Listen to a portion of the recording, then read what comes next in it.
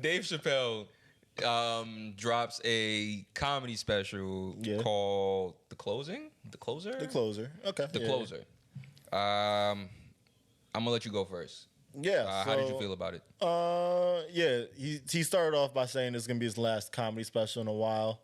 And before this, he was getting a lot of like PC outrage on him because his last few specials he was coming at trans people again. So he started off the special like not even start off throughout the special he was going hard again at trans people doing this thing. But then at the end he flipped it into like a very pro-trans like positive story about that. So I guess what he was trying to do was like since this is gonna be his last special in a while, he wanted to like just kind of do it for his legacy and show that like all the anti-PC people he's not gonna go down as like just a comedian that hates trans people. Okay. He kind of like wanted to flip it on a good note. So I think that's what he was going for. I thought the special itself was good. I'm just sick of the subject matter. Like I've heard him talk about this shit. Not him. Okay. Not only have I heard him like make a bunch of like get some new material. Okay. I thought it was a good special though. Like I laughed at certain points. I thought it was funny, but I'm just like, all right, I'd rather hear some fresh subject matter rather than the same shit over and over again. Like you got you got to talk about trans people, you talk about fucking COVID, and you talk about like racial issues. It's cool, but it's like okay. I feel like as I was listening to podcast, as I was listening to the comedy special, I felt like it was really good. I personally laughed at it. Like I enjoyed it thoroughly. The trans jokes were funny as fuck to me. Maybe because I have like a horrible memory. At first, I feel like they weren't that good, and then they started to get funnier throughout, like later on. Yeah, I have horrible memory, so I don't remember the trans jokes in prior. The older specials, yeah. Yeah, so I'm not gonna remember that shit. So to me, it's like fresh fucking content, right? Mm-hmm. I said it was funny, but I have something on that. I don't feel as if Dave Chappelle is that funny anymore, and here's why. I feel like you said, you laughed at some points within the comedy special. I feel as if with a comedy special, I want to laugh the entire time, or at least 85%. I think that's a fair assessment. I don't think I laughed that much. I think at most I laughed 35% of the time, but I still enjoyed the special. But yeah, you know what? He's not even necessarily always going for laughs, but you're always interested throughout. Like even if you're not laughing, you're like, oh, okay, like you're still like drawn in. Meanwhile, you watch some random comedian on Netflix. If it's not funny, if it's funny 35% of the time, you're either not paying attention half the time, or you're gonna turn it off completely. But that's Dave. You're actually like locked in, and that's the point I'm getting to. I feel as if he transcended comedy to a point where him just fucking talking is enough to keep me captivated. Yeah. Like I sat there and just wanted to hear him speak. Like when he did that little monologue at the end.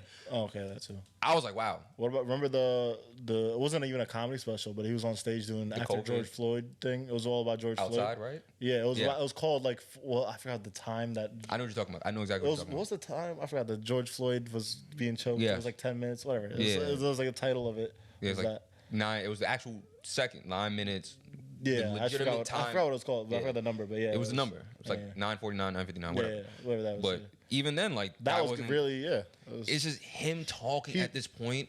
He's so prolific to the point where he can just fucking talk. And you're gonna want to listen. He's a legend. Yeah, I don't care for him to be funny. I just enjoy hearing this man speak to the point where it's like, fuck it, whatever. It doesn't have to be funny. You talking is enough to keep me captivated for a fucking hour. Yeah, he's in like a rare place most comedians aren't. He's at the point where he doesn't give a fuck at all. Like he could say he'd go on stage. He's not even looking for laughs when he goes on stage. He's just looking to get his shit off. Yeah, whatever's on his mind. Like, and that's so. And he knows people are gonna watch it, so he's like, fuck it. Like, you know how impactful that is for niggas to be like, yo, this wasn't funny, but I'm gonna listen. Like.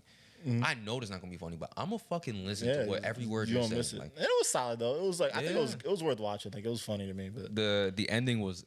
I'm not gonna lie, I don't know why, but the ending was dumb fucking funny. Because I was not expecting him to say that whole entire thing and then to cap it off with, she died. Like, I was like, oh shit. I don't think that was supposed to be funny, was it? Did people laugh at that point? No, they were all taken off guard, and he was like, nah, don't worry. Like, that wasn't a joke. Hey, she committed suicide. Yeah. Yeah, like she died. It was just like, it took me off guard, so I started laughing. I looked her up. I found their Twitter and shit. I was looking at it. It was interesting. But I overall think that was a really good special, and I don't want to hear him in the capacity of comedy anymore. I don't want to hear him in a capacity of comedy anymore. I want him to do more, lean into more, just talking. Who? A podcast. Yeah.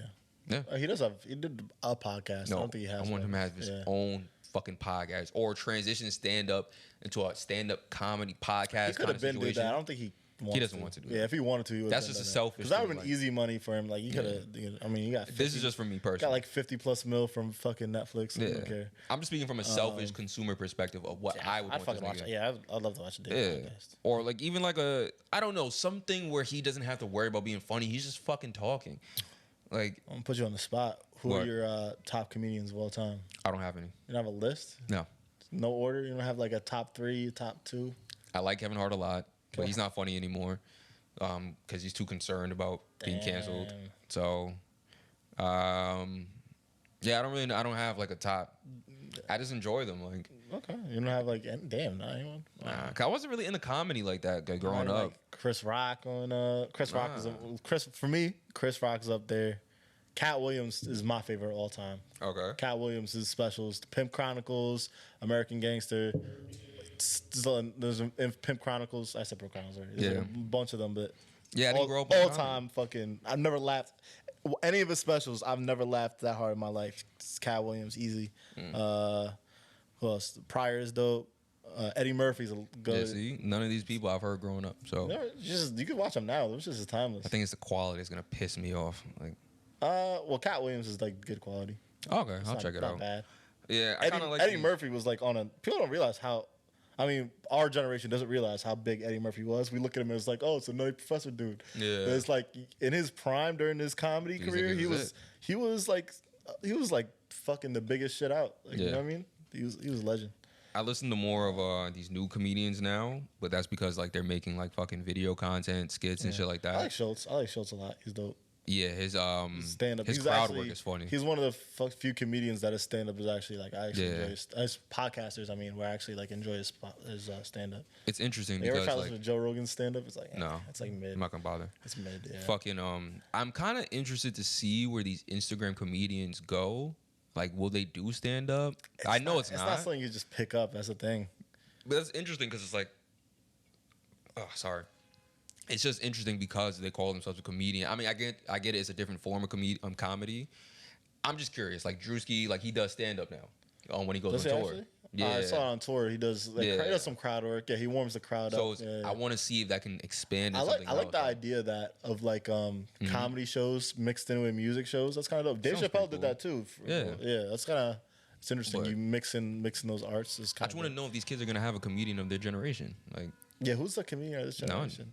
Bill Burr is like the hottest. Is he still? I guess not. Oh, John Mulaney's like. I don't know these niggas. Mulaney, he's big. Melanie? He's big. John Mulaney. Mulaney? I don't know. Melanie Trump? She's doing comedy now? He's Melanie? Louis C.K. was my guy, but he got canceled. For jerking off or something like that? Yeah. Oh, yeah. I mean, listen, man. Hey, man. Can't jerk off everywhere, bro. Well, I mean, yeah, whatever. All right.